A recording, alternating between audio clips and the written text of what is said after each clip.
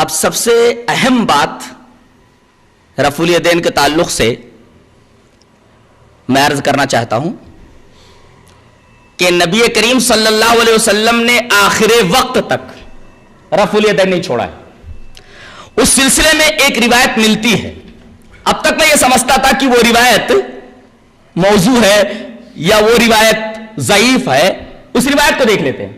عن ابن عمر رضی اللہ تعالی عنہما ان رسول اللہ صلی اللہ علیہ وسلم کان اذا افتتح الصلاة رفع یدیہ واذا رکع واذا رفع راسہ من الرکوع وکان لا يفعل ذلك في السجود فما زالت تلك صلاته حتى لقي اللہ۔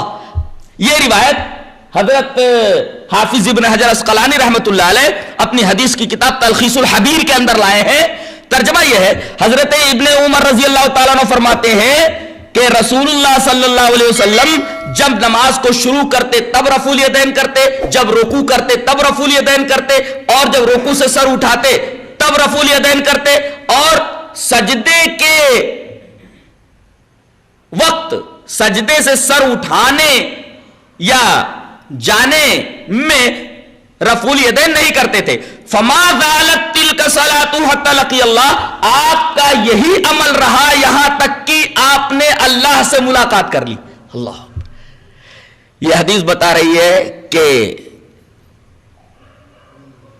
رفع الیدین کا کوئی ناسخ موجود نہیں ہے۔ فما زالت تلک صلاۃ، آپ برابر اسی طریقے سے رفع الیدین کرتے رہے یہاں تک کہ اللہ سے آپ نے ملاقات کر لی، یعنی انتقال کے وقت تک مسلسل آپ رفع الیدین کرتے رہے، رفع الیدین منسوخ نہیں ہے۔ اب سوال یہ ہے کہ اس حدیث کے اوپر جو کلام ہے اس کا کیا ہوگا؟ کلام کیا ہے؟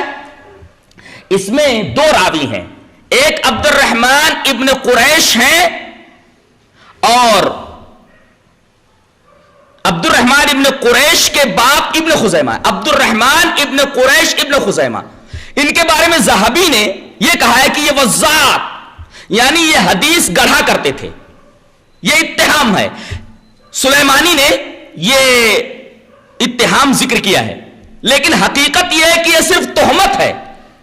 کسی راوی کے بارے میں کوئی حکم لگانا الگ چیز ہے اور حکم کا ثابت ہونا الگ چیز ہے۔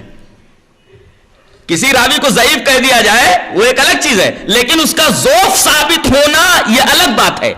تو یہ اتہام لگایا گیا کہ وہ وضاع ہے، یعنی حدیث کے گڑھنے والے، لیکن یہ فقط اتہام ہے، اس لیے کہ لسان المیزان کے اندر خطیب بغدادی رحمت اللہ علیہ کا ایک قول ان کے بارے میں، عبد الرحمن ابن قریش ابن خزیمہ کے بارے میں، کہ لا یسمع عنہ الا خیرا، کہ ان کے معاملے میں خیر کے علاوہ کچھ نہیں سنا گیا۔ حضرت خطیب بغدادی نے جب ان کی توثیق کر دی، ان کی توصیف کر دی، تعریف اور مدح کر دی، اس کا مطلب یہ ہوا کہ سلیمانی نے جو وضاع ہونے کا تذکرہ کیا ہے یہ صرف تہمت ہے، تہمت ثابت نہیں ہوئی ہے۔ دوسرا راوی ہے اسما ابن محمد ابن ہشام۔ اسما ابن محمد ابن ہشام کے بارے میں ایک محدث ہے یحییٰ ابن قطان، وہ کہتے ہیں یہ جھوٹا ہے۔ یحییٰ ابن قطان نے کہا کہ یہ کذاب راوی ہے، جھوٹا ہے۔ اور اسی طریقے سے ابو حاتم ایک محدث ہے، وہ کہتے ہیں لیس بالقوی، یہ آدمی قوی نہیں ہے۔ لیکن یہاں حکم لگانے میں گڑبڑی جو ہے وہ یہ ہے کہ ایک ہے اسما ابن محمد ابن ہشام اور ایک ہے اسما ابن محمد ابن فضالہ۔ اس روایت کے طریق میں اسما ابن محمد ابن فضالہ ہیں، اسما ابن محمد ابن ہشام نہیں ہے، جن کے بارے میں یحییٰ ابن قطان نے کہا کہ یہ کذاب ہے اور ابو حاتم نے کہا لیس بالقوی، یہ قوی نہیں ہے۔